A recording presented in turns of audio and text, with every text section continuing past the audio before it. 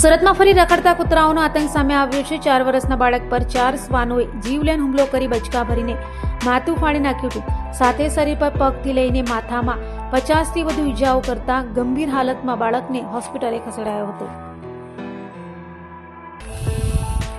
સુરત શહેરમાં રખડતા શ્વાનોનો આતંક યથાવત જોવા મળી રહ્યો છે। શહેરના સચિન વિસ્તારમાં એક અત્યંત કરુણ અને ગંભીર બનાવ સામે આવ્યો છે, જ્યાં 4 વર્ષના એક માસૂમ બાળક પર 4 થી 5 જેટલા શ્વાનોના ટોળાએ જીવલેણ હુમલો કર્યો હતો। આ હુમલામાં બાળક ગંભીર રીતે ઘાયલ થયો છે અને તેને સારવાર અર્થે તાત્કાલિક સિવિલ હોસ્પિટલમાં ખસેડવામાં આવ્યું છે। માતા સહિત શરીર પર 50થી વધુ ઈજાના નિશાનો છે। હાલ બાળકની હાલત ગંભીર છે। માતા હોસ્પિટલ દોડી આવી દીકરાની હાલત જોઈને માતા આક્રંદ સાથે ધ્રુસકે રડી પડ્યા હતા।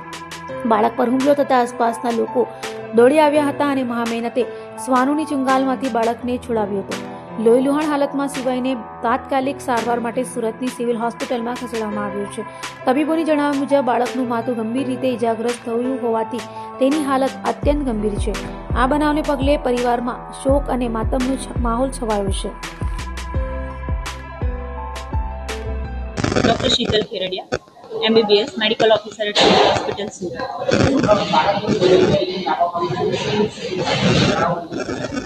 બાળક 7-8 વર્ષનું બાળક છે। એના પિતા એને લઈને આવેલા હતા કંઈ સચિન GIDC પાસે ઇકો ડાયમંડ પાર્ક કરીને કંપની છે, ત્યાં બહાર 4-5 કૂતરાઓ એને ખેંચી લઈ ગયેલા હતા। બાઇટ કરેલું છે આખા શરીર પર।